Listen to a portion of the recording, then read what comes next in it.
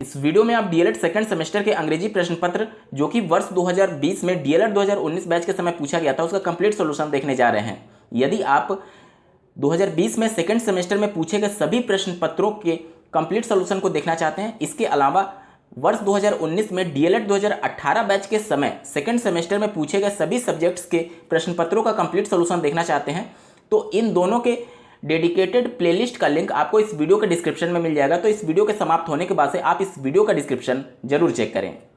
पहला प्रश्न पूछा गया था, हु इन्वेंटेड बाइलिंगुअल मेथड। इसका सही उत्तर हो जाएगा ऑप्शन नंबर 3, प्रोफेसर सीजे डॉटसन। ये बहुत ही महत्वपूर्ण प्रश्न है, कई बार ये प्रश्न रिपीट हो चुका है डीएलएड की परीक्षाओं में। 1967 टू 1972 में प्रोफेसर सीजे डॉटसन ने बाइलिंगुअल मेथड को डेवलप किया था। तो पहले का सही उत्तर हो जाएगा ऑप्शन नंबर 3, प्रोफेसर सीजे डॉटसन। दूसरा प्रश्न पूछा गया था, चूज द करेक्ट आर्टिकल। आपको एक सेंटेंस दिया गया है और आर्टिकल को एप्रोप्रिएट आर्टिकल फिल करना है। सेंटेंस आपका है, dash book you want is out of print. इस सेंटेंस का मतलब ये हुआ कि जो पुस्तक आप चाहते हैं या फिर जो पुस्तक आप ढूंढ रहे हैं वह अपर्याप्त है या फिर दुर्लभ है। आउट ऑफ प्रिंट का मतलब होता है कि अपर्याप्त या फिर दुर्लभ होना, ठीक है। तो देखिए, जो पुस्तक आप ढूंढ रहे हैं यानी कि पुस्तक जो है वो डेफिनिट है, यानी वो तय है कि इसी पुस्तक की बात हो रही है। तो जहां पर डेफिनिट होता है वहां पर डेफिनिट आर्टिकल द का यूज किया जाता है। यहाँ पर ए और एन का यूज नहीं होगा, क्योंकि यहाँ पर पुस्तक निश्चित है कि किसी पर्टिकुलर पुस्तक की ही बात हो रही है जो कि किसी कस्टमर के द्वारा ढूंढा जा रहा है और वो दुर्लभ है। तो इस वजह से यहाँ पर पहला ऑप्शन द सही उत्तर हो जाएगा दूसरे प्रश्न का। तीसरा प्रश्न पूछा गया था, the superlative degree of beautiful is. अगर एक वर्ड में बोलूँ गुड तो इसका कंपैरेटिव डिग्री बेटर हो जाता है और सुपरलेटिव डिग्री बेस्ट हो जाता है। लेकिन अगर वर्ड में बोलूँ ब्यूटीफुल तो इसको आप इस प्रकार से नहीं कर सकते जैसे तीसरे ऑप्शन में दिया गया है ब्यूटीफुलेस्ट, इस टाइप से नहीं होगा। कुछ वर्ड्स ऐसे होते हैं जिसमें वर्ड्स में चेंज नहीं होते हैं, बल्कि उनके पहले कंपैरेटिव डिग्री में उसी वर्ड के पहले मोर लगा दिया जाता है और सुपरलेटिव डिग्री में मोस्ट लगा दिया जाता है। ब्यूटीफुल भी उसी प्रकार का वर्ड है। तो ब्यूटीफुल का सुपरलेटिव डिग्री क्या हो जाएगा, मोस्ट ब्यूटीफुल हो जाएगा, यानी तीसरे का ऑप्शन नंबर 1 सही उत्तर हो जाएगा। चौथा प्रश्न पूछा गया था, in which method is mother tongue used during the early stages to explain the meaning of new words, phrases, idioms, sentences etc। इसका सही उत्तर हो जाएगा option number 3, bilingual method approach. Bilingual method में टीचर्स को मदर टंग यूज करने का allow होता है, लेकिन जो पीपल होते हैं उनको अलाउ नहीं होता है, छात्र को अलाउ नहीं होता है। यहाँ पर सिर्फ कठिन वर्ड्स, इडियम, सेंटेंसेज और फ्रेजेज को हिंदी में ट्रांसलेट करने की परमिशन होती है। यहाँ पर मैं बता दूं कि देखिए, 2 लैंग्वेजेज होता है। जो टारगेट लैंग्वेज है जिसे वो सीखना चाहता है, जैसे मान लीजिए इंग्लिश सीखना चाहता है, और जो मदर टंग है मान लीजिए हिंदी है, तो जो इंग्लिश में कठिन वर्ड्स होंगे या फिर कठिन सेंटेंस होंगे उन सबका हिंदी में ट्रांसलेट कर दिया जाएगा केवल टीचर के द्वारा, ताकि वह बच्चे आसानी से समझ सके। इसी को हम लोग बाइलिंगुअल मेथड या फिर अप्रोच के नाम से जानते हैं। तो यही प्रश्न आपसे पूछा गया था। चौथे का option number 3, bilingual method approach सही उत्तर होगा। पांचवा प्रश्न पूछा गया था, चूज द करेक्ट प्रीपोजिशन। आपको सेंटेंस दिया गया, ही डाइड डैश कॉलरा, मतलब कि वह कॉलरा के वजह से मर गया। अब यहाँ पर जो 4 ऑप्शंस दिए गए हैं, आपको जानकर आश्चर्य होगा कि डाइड के साथ ये सभी प्रीपोजिशन यूज किए जाते हैं, लेकिन अलग अलग कंडीशन में। सबसे पहले बात करेंगे फ्रॉम के बारे में। देखिए, फ्रॉम का प्रयोग तब किया जाता है, मतलब उस प्रकार से मरने की कई स्थितियां हो सकती हैं। देखिए, हो सकता है कि कोई किसी के साथ किसी के प्यार में मरा हो, दूसरा हो सकता है कि किसी रोड एक्सीडेंट में मरा हो, या फिर ये भी तो हो सकता है कि किसी बीमारी की वजह से उसकी मृत्यु हुई हो, या फिर ओवर ड्रिंकिंग की वजह से या फिर ओवर ईटिंग की वजह से उसकी मृत्यु हुई हो। तो सभी के लिए अलग अलग प्रीपोजिशन का यूज किया जाता है। सबसे पहले फ्रॉम की बात करें तो ओवर ड्रिंकिंग या फिर ओवर ईटिंग की वजह से जब भी मृत्यु होती है तो वहां पर डाइड के साथ हमेशा फ्रॉम यूज किया जाता है। दूसरा जो ऑफ है, अगर किसी भी व्यक्ति की बीमारी की वजह से मृत्यु होती है तो वहां पर हमेशा ऑफ का यूज किया जाता है। बाई का यूज तब किया जाता है जब कोई सुसाइड कर लेता है, सुसाइड की वजह से मृत्यु होती है, या फिर किसी वायलेंस की वजह से, हिंसा की वजह से उसकी मृत्यु होती है, तो वहां पर डाइड के साथ बाई का यूज किया जाता है। वहीं बात कर लें विथ, तो अगर कोई किसी के प्यार में एक साथ मृत्यु हो जाती है, जैसे कि अगर मैं बोलूं कि she died with her lover, मतलब कि वह अपने प्रेमी के साथ मर गई, तो वहां पर भी मरना है लेकिन वो किसी के साथ मर रही है, तो वहां पर विथ का प्रयोग किया जाएगा डाइड के साथ। यहां पर देख लीजिए, इस सेंटेंस की अगर बात मैं करूं, he died dash cholera. Cholera जो काला है वह एक बीमारी है, तो बीमारी की वजह से अगर मृत्यु हो जाती है तो मैं क्या बताया था आपको, ऑफ का यूज करना है। किसी भी बीमारी की वजह से अगर किसी की मृत्यु होती है तो डाइड के बाद हमेशा ऑफ प्रीपोजिशन का यूज किया जाता है। तो पांचवे का ऑप्शन नंबर 2 सही उत्तर हो जाएगा। बात करेंगे छठवें प्रश्न की, change the following into passive voice. आपको एक्टिव वॉइस में एक वाक्य दिया गया, पवन किल्ड अ स्नेक। यहाँ पर देखिए वर्ब का सेकंड फॉर्म यूज किया गया किल्ड, इस वजह से ये पास्ट इंडेफिनिट में वाक्य है। जब इसको हम लोग पैसिव वॉइस में कन्वर्ट करेंगे तो वाज या फिर वर का यूज होगा, और वाज या फिर वर सब्जेक्ट के अनुसार यूज किया जाता है। अब देखिए पैसिव वॉइस में बनाते समय जो ऑब्जेक्ट होता है उसको हम लोग सब्जेक्ट बना देते हैं। इस वाक्य में ऑब्जेक्ट है अ स्नेक, तो आपका सब्जेक्ट हो जाएगा अ स्नेक वॉज। वॉज क्यों लगेगा? क्योंकि सांप जो है एक सांप है, इस वजह से ये सिंगुलर होने की वजह से वॉज यूज किया गया है, तो हो जाएगा a snake was killed by Pawan. बात करेंगे सातवें प्रश्न की, करेक्ट द फॉलोइंग सेंटेंस। आपको वाक्य दिया गया, kettles were grazing in the field. Cattle means होता है पशु, मवेशी। वर ग्रेजिंग, यहाँ पर देखिए वर के साथ वर्ब का आईएनजी फॉर्म यूज किया गया, यानी कि ये पास्ट कॉन्टिन्यूअस में है, तो इसका पूरा मीनिंग हो जाएगा कि मवेशी या फिर पशु खेत में चराई कर रहे थे। ठीक है, तो यहाँ पर देख लीजिए जो वर्ड कैटल्स यूज किया गया है वो कैटल्स ना होकर के कैटल होता है, यस यूज नहीं होगा, क्योंकि जो कैटल होता है वो अपने आप में प्लूरल होता है, मतलब बहुवचन होता है।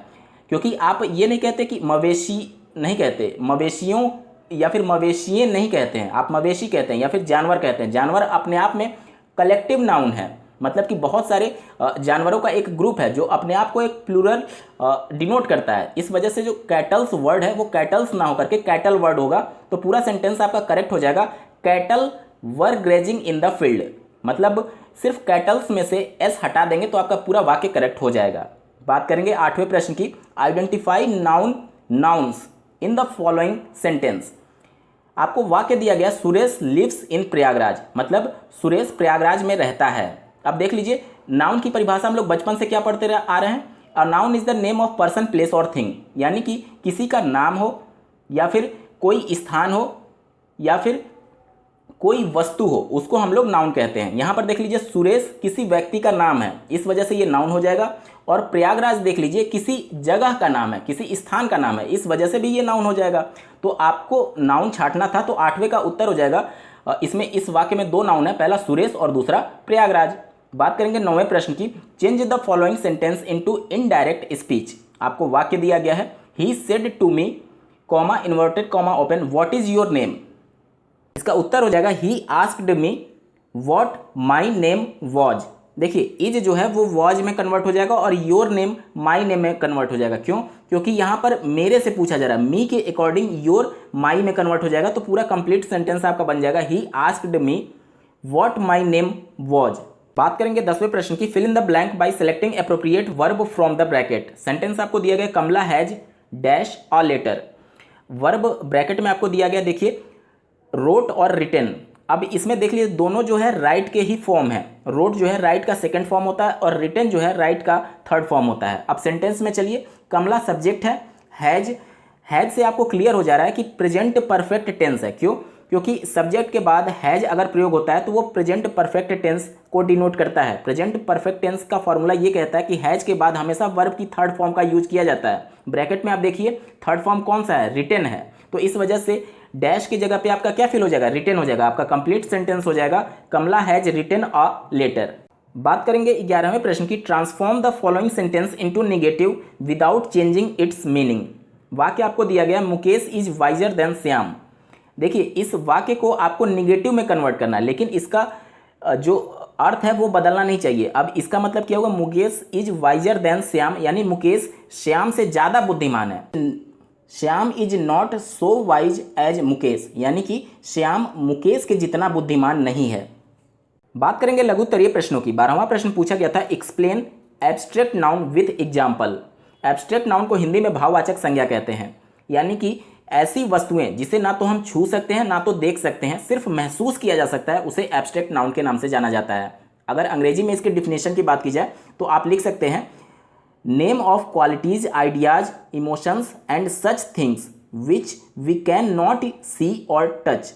मतलब कोई भी गुण, विचार, भाव और ऐसी चीज़ें जिसे हम देख नहीं सकते और ना ही छू सकते हैं, उनको क्या कहते हैं, एब्स्ट्रैक्ट नाउन कहा जाता है। अब उदाहरण के तौर पर आप लिख सकते हैं कि मैच्योरिटी, अगर ये बोला जाए कि वह बहुत ज़्यादा मैच्योर है, तो आप मेच्योरिटी को देख नहीं सकते, मतलब मेच्योर वो बहुत ज़्यादा समझदार है या फिर बहुत ज़्यादा परिपक्व है, तो उसको देख नहीं सकते, उस परिपक्वता को छू नहीं सकते, सिर्फ महसूस कर सकते हैं कि हाँ वो मेच्योर हो चुका है।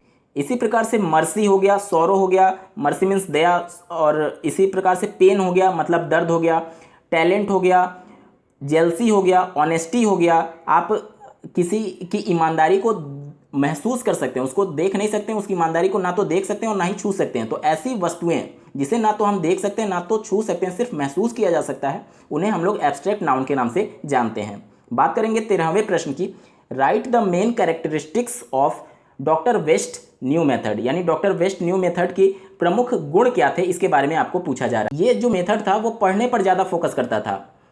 यहाँ पर जो मेन वोकेबलरी थी उनको अभ्यर्थियों को, लोगों को, बच्चों को ज़्यादा ध्यान दिया जाता था कि वो ज़्यादा शब्दों को सीखे ताकि उनके शब्दकोश में वृद्धि हो। इसके अलावा साइलेंट रीडिंग और ओरल वर्क पर भी इस मेथड के द्वारा ध्यान दिया गया। मतलब कि पहले बच्चों को अलाउड पढ़ने के लिए बोला गया, उसके बाद से जब वो थोड़ा परिपक्व हो गए तो उनको साइलेंट रीडिंग के लिए भी प्रोत्साहित किया जाने लगा। कुल मिलाकर के इतना कहा जा सकता है कि डॉक्टर वेस्ट न्यू मेथड जो था वह रीडिंग पर ज़्यादा फोकस करता था। 14वां प्रश्न पूछा गया था, what is the use of audio visual aids in teaching learning process, मतलब कि ऑडियो विजुअल एड्स का लर्निंग प्रोसेस में क्या यूज है। यहाँ पर देख लीजिए, ऑडियो विजुअल अगर एड्स की बात की जाए तो उसमें रेडियो, टेलीविजन्स और कंप्यूटर्स, इस प्रकार के एड्स उसमें आ सकते हैं। तो ये पूछा जा रहा है कि इनका यूज क्या है। देखिए, इन सभी चीज़ों का यूज करने से जो स्पीकिंग स्किल है उसको और ज़्यादा डेवलप किया जा सकता है। बच्चों में सुनने और बोलने की क्षमता का विकास किया जा सकता है। बच्चे ध्यानपूर्वक सुनेंगे, क्योंकि जब भी किसी रेडियो के माध्यम से या फिर टेलीविज़न के माध्यम से, कंप्यूटर के माध्यम से उनको कोई चीज़ बताई जाएगी तो वो उस पर अपने अटेंशन को केंद्रित करेंगे। ठीक है, उसके बाद से आप लोग लिख सकते हैं कि वोकेबलरी टीचिंग में ये बहुत महत्वपूर्ण रोल अदा करता है, ऑडियो विजुअल एड्स। इसके अलावा developing the separation of languages skill, ये बहुत ज़्यादा इंपॉर्टेंट है। जैसा कि आप लोग जानते हैं, किसी भी भाषा को सीखने के लिए 4 मेनली स्किल होते हैं। पहला सुनना, बोलना, लिखना और पढ़ना।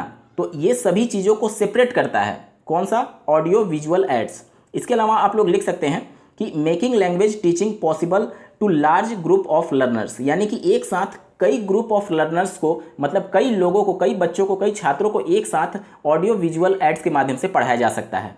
तो ये कुछ मेन यूज आप लिख सकते हैं audio visual aids teaching learning process के।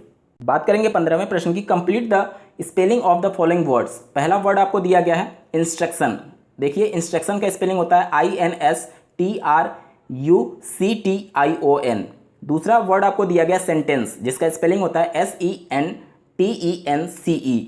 बात करेंगे 16वें प्रश्न की, fill in the blank by selecting appropriate article from the bracket. आप जानते हैं आर्टिकल ए और एन वोवेल और कॉन्सोनेंट के आधार पर सेलेक्ट किया जाता है। यहाँ पर देख लीजिए, जो नाउन है कैट, उसका जब प्रोनाउंसिएशन होगा कैट, क से शुरू हो रहा है, ठीक है, जो कि के को डिनोट करेगा, जो कि कॉन्सोनेंट है। इस वजह से यहाँ पर क्या फिल हो जाएगा, ए फिल हो जाएगा। पहले में क्या हो जाएगा, आई सा अ कैट स्टरडे। दूसरा है आई हैव ऑरेंज, इसमें क्या फिल होगा, देखिए ऑरेंज, यहाँ पर ओ जो है वो वोवेल है, और जब इसका प्रोनाउंसिएशन करेंगे ऑरेंज, ऑ से शुरू हो रहा है, ऑ से, ठीक है, जो कि ए को डिनोट करता है। इस वजह से यहाँ पर क्या फिल हो जाएगा, एन फिल हो जाएगा। ठीक है, तो दूसरे वाले सेंटेंस पूरा कंप्लीट हो जाएगा, आई हैव एन ऑरेंज। 17वां प्रश्न पूछा गया था, write the aim of poetry writing, यानी कि बच्चों को कविता लिखने सिखाने के लिए उसका उद्देश्य क्या है। तो देखिए, इसके कई सारे उद्देश्य होते हैं। बच्चों में कल्पना शक्ति का विकास करना, मतलब कितनी ज़्यादा वो इमेजिन कर सकता है। To enable them to understand the thoughts and imagination content in the poem. दूसरा आप लोग लिख सकते हैं कि बच्चों में राइम और रिदम की समझ को विकसित करना, to appreciate the rhyme and rhythm and style of the poem. इसके अलावा आप लोग लिख सकते हैं बच्चों में इमोशंस, फीलिंग का विकास करने के संदर्भ में, to train the emotions, feelings and imaginations of the students. 18वां प्रश्न पूछा गया था, write a letter to your friend inviting him to attend your brother's marriage, मतलब कि आपको अपने मित्र के पास एक पत्र लिखना है, उसको अपने भाई की शादी में आमंत्रित करने के लिए। पहले लेटर राइटिंग में फॉर्मेट कुछ अलग होता था, लेकिन अब मॉडर्न लेटर राइटिंग में सब कुछ बाएं साइड से ही लिखा जाता है। स्क्रीन पर आप देख पा रहे होंगे पूरा फॉर्मेट। सबसे पहले ऊपर जिसको आपको पत्र लिखना है उनका एड्रेस लिखना है और उसके नीचे डेट लिखना है, ठीक है। उसके बाद से उनको संबोधित करना है डियर फ्रेंड करके या फिर माय डियर फ्रेंड करके आप कुछ भी संबोधित कर सकते हैं। बीच में आपको 2 से 3 पैराग्राफ मतलब बहुत ही कॉम्पैक्ट वर्ड्स में अपने बातों को रखना है। यहाँ पर मैं आपको लेटर राइटिंग नहीं बता रहा हूँ, बस उसका फॉर्मेट बता रहा हूँ, क्योंकि आप लोग बचपन से ही लिखते आ रहे हैं, लेकिन फॉर्मेट अगर आपका सही होगा तभी आपको नंबर मिल पाएगा, ठीक है। तो आप 2 से 3 पैरा में बहुत कॉम्पैक्ट और चुने हुए शब्दों में अपनी बातों को रखेंगे। उसके बाद से लास्ट लाइन में आप इसको कंक्लूड करेंगे योर्स सिंसियरली, इस प्रकार से लिख करके आप अपना नाम लिखेंगे।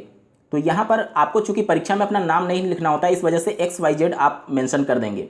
देखिए ये राइट कॉर्नर पर आपको दिया गया है, अगर आप चाहें तो इसको लेफ्ट कॉर्नर पर भी लिख सकते हैं। कई बुक्स में अलग अलग फॉर्मेट दिए गए हैं, लेकिन मॉडर्न इंग्लिश में अब जो लेटर होता है वो सब कुछ आपको बाएं साइड से ही लिखना होता है। तो इसमें आप कंफ्यूज मत होइएगा, अगर आप दाएं में भी लिखेंगे तो भी सही है पहले के हिसाब से, लेकिन मॉडर्न इंग्लिश में अब सब कुछ लेफ्ट साइड से लिखा जाता है। तो आप लोग प्रीफर ये करिएगा कि सब कुछ आप लेफ्ट साइड यानी बाएं साइड से ही लिखेंगे। अगर आप सेकंड सेमेस्टर 2018 बैच के सभी सब्जेक्ट्स के पेपर का सॉल्यूशन देखना चाहते हैं तो इस वीडियो के डिस्क्रिप्शन में आपको डेडिकेटेड प्लेलिस्ट का लिंक मिलेगा, उस पर जरूर क्लिक करिएगा।